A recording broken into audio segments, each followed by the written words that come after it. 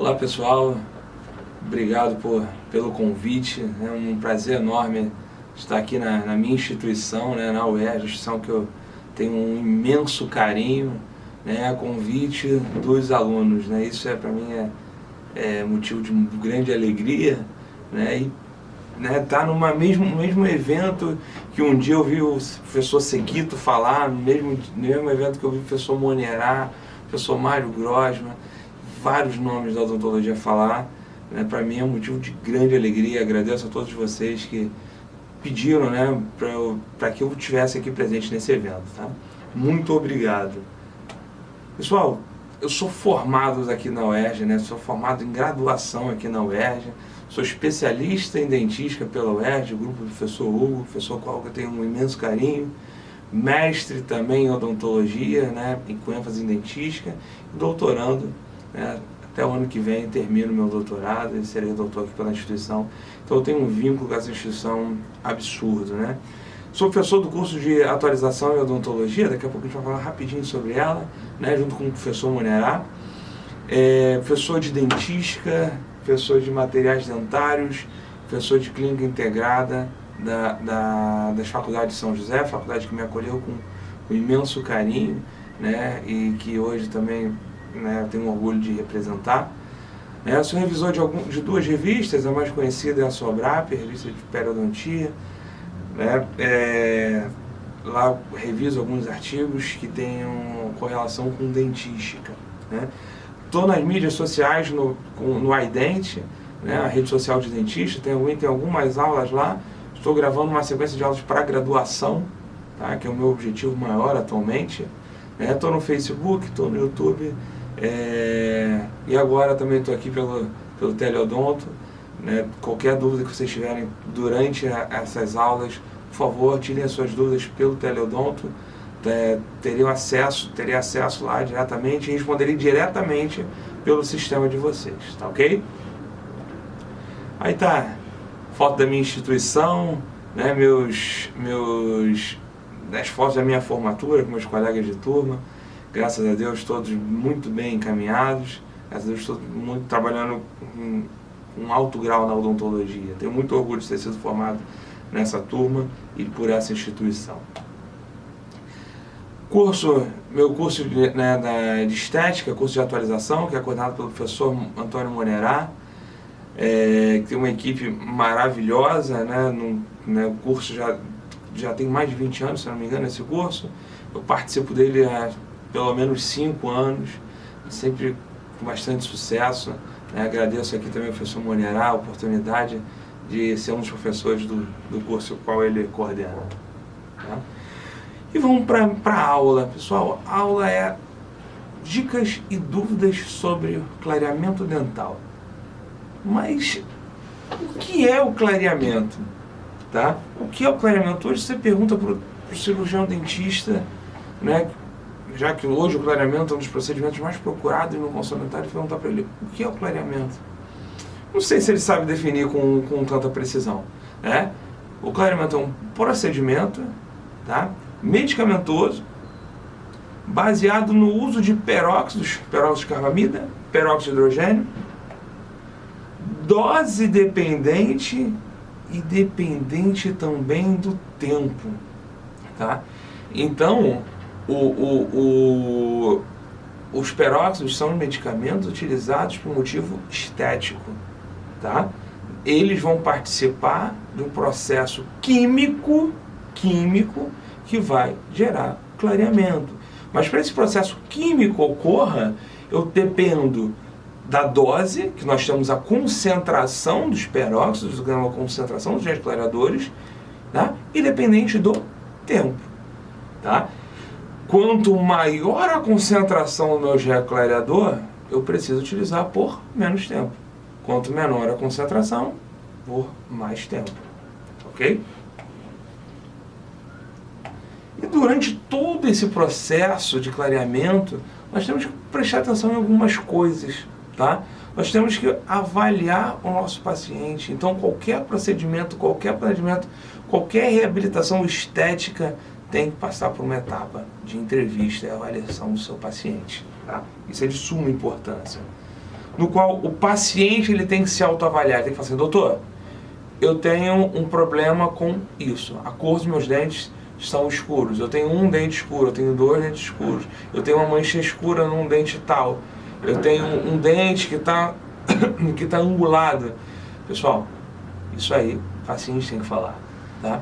E saber o que ele pretende com esse clareamento, tá? Ou com esse clareamento, ou com esse procedimento estético, tá? Ah, eu pretendo que tal e tal coisa aconteça. Eu pretendo que meu clareamento, a cor final fique branco da cor da minha geladeira.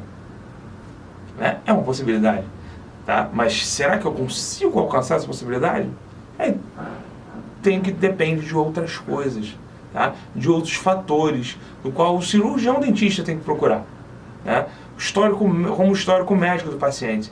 Será que esse paciente, durante a odontogênese, tomou algum medicamento que gerou essa pigmentação?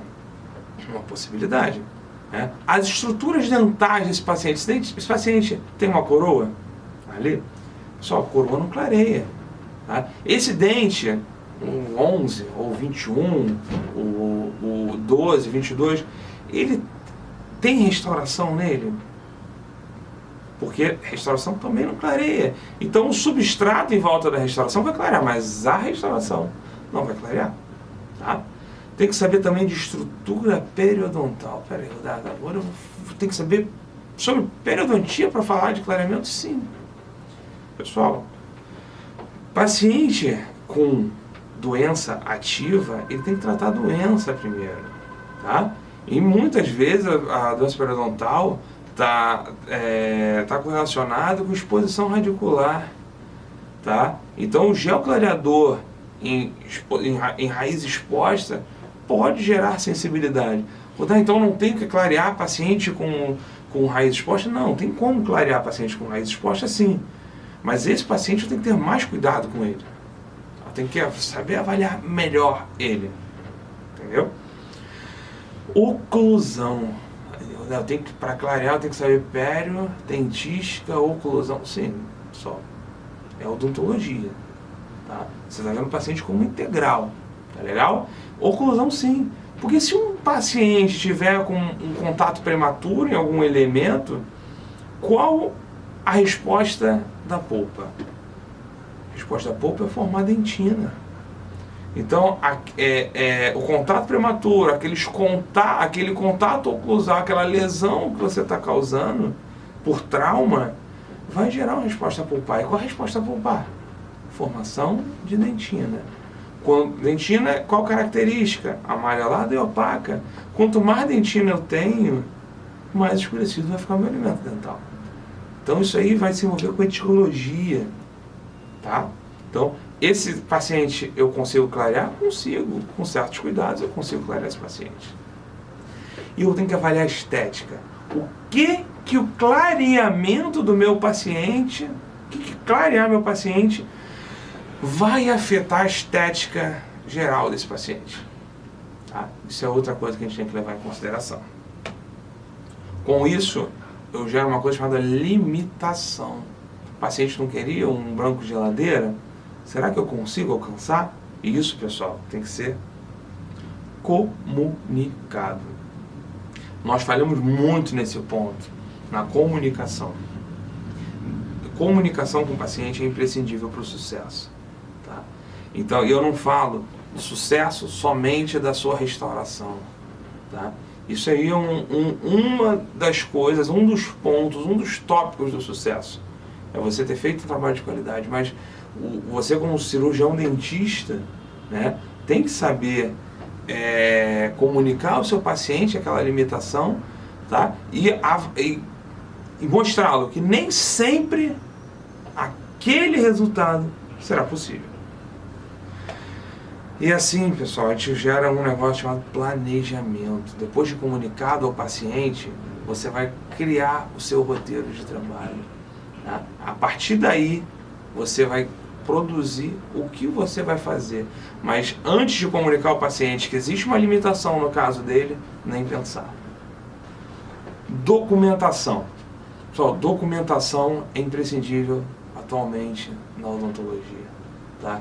Não tem como fazer odontologia sem estar documentado não só a anamnese dele, mas documentações como fotografia. Só fotografia, hoje qualquer celular consegue ter uma fotografia, tá? Para clareamento, a gente não precisa da câmera mais precisa para isso, né? Lente macro, ring flash, não é necessário. O que eu preciso fotografar é a cor do elemento junto com a escala que você está usando. Ou Vita 3D Master, Vita 3D Master Bleaching, todas elas você pode utilizar. E junto com fotografia, tá? Nunca sem a fotografia, tá? Por quê? Porque é uma forma de comunicação com o seu paciente e além de ser um documento, caso você necessite. Tá legal? Então, como vemos nesse caso aí, eu tenho uma fotografia do rosto, nesse caso eu só cortei os olhos, mas poderia, se é um documento para o seu consultório, você poderia ter a foto do rosto inteiro, tá? Pegando o sorriso do paciente. Tá? A fotografia ao lado mostra uma imagem frontal de um paciente com afastador, tá? Ele está usando o spandex. Uma fotografia do lado direito também com spandex, a fotografia do lado esquerdo com spandex, né? Nesse caso, o que chama a atenção é o incisivo central número 11, tá? E os caninos bem mais escurecidos que os demais. O canino, normalmente, ele é fisiologicamente mais escurecido que os demais, né? Vamos lá. Modelo de estudo também é um documento, também é uma documentação. Você vai fazer um modelo de estudo com alginato mesmo.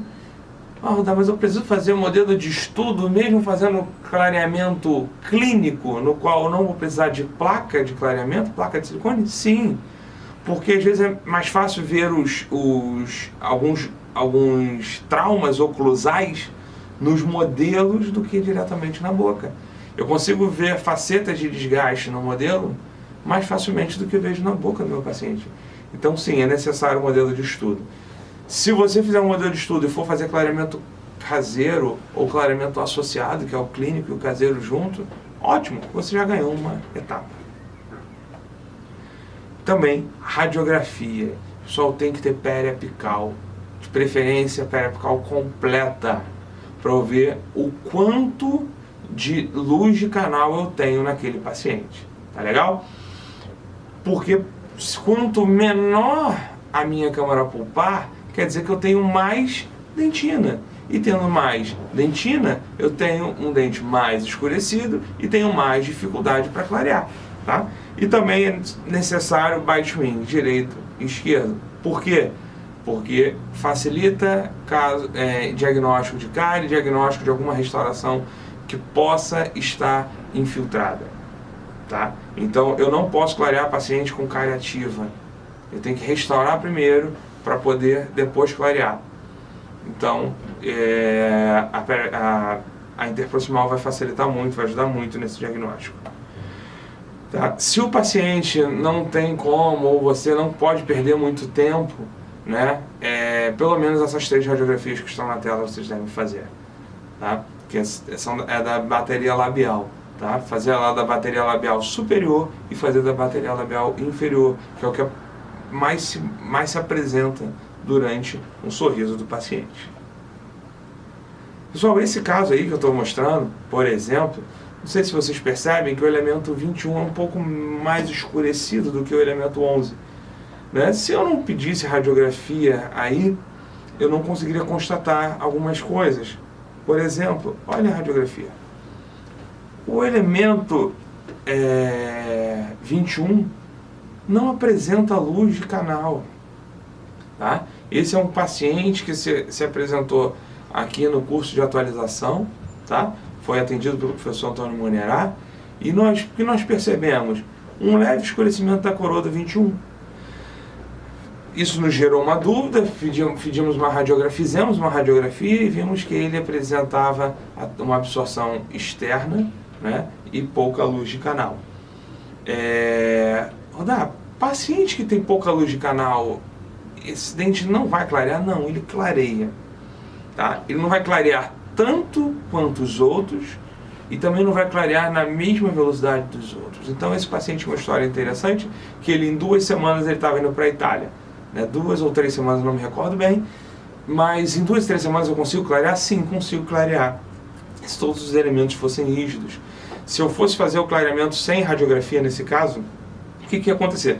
Todos os dentes iam clarear, ia clarear menos o elemento 21. Então ia ter um grande escurecimento dele em relação aos outros.